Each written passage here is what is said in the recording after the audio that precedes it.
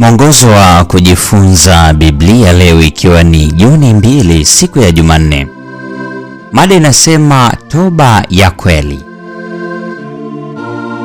Ulimwengu wa kidunia unatujaza kwa ujumbe wa kujitegemea, kuendekeza tamaa na kujitukuza, kinyume kabisa na kanuni za ufalme wa Mungu.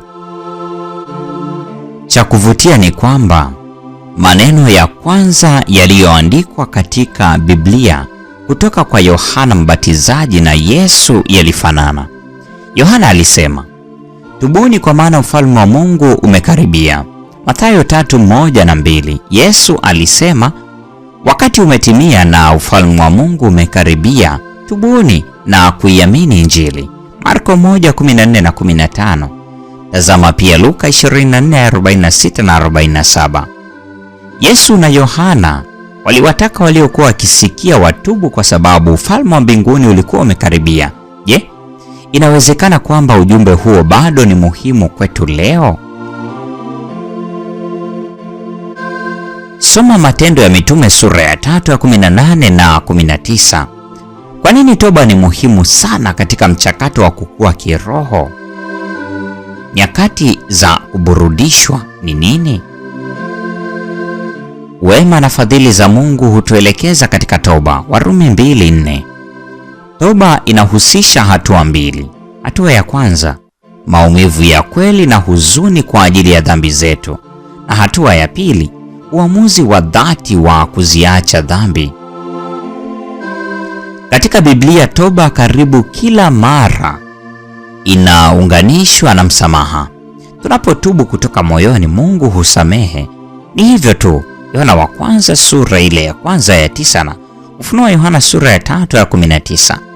Bwana hakawii kuitimiza ahadi yake kama wengine wanavyokudhani kukawia, bali huvumilia kwenu, maana hapendi mtu yeyote apotee, bali wote wafikirie toba. Petro wa pili sura ile ya 3 aya 9.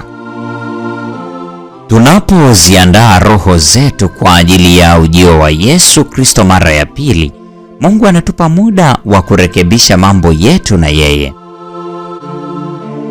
Yesu aliteseka, akafa na akafufuka ili kwamba tunapotubu neema yake iweze kufanya miujiza katika maisha yetu. Tofauti na dunia ambayo hutuambia kuwa tuko sawa jinsi tulivyo, Mungu hutusihi tumgeukie kwa toba na imani. Matendo 20:21. Tukijiweka kikamilifu mikononi mwake ili aweze kututakasa na kutufinyanga kwa uzuri katika mfano wake, ili tumshuhudie. Yohana 15 ya pili na ya 8. Kisha tunakuwa na kuzaa matunda yanayoendana na toba. Mathayo 3 aya 8.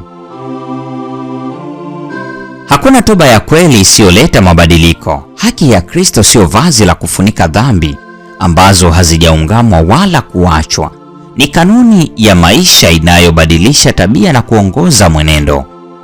Ellen G. White, The Desire of Ages, ukurasa wa 555 na 556. Swali: toba huongoza kwenye uzima. Matendo 11:18, na ni sehemu muhimu ya kukua katika uhusiano na Mungu. Katika mchakato wa kujisalimisha, kutubu na kumruhusu Mungu akutakase, ni hatua ipi inayokupa changamoto zaidi? Hii ni Juni 2, siku ya Jumanne. Mada ikisema toba ya kweli. Mungu atubariki sote na nikutakie tafakari njema.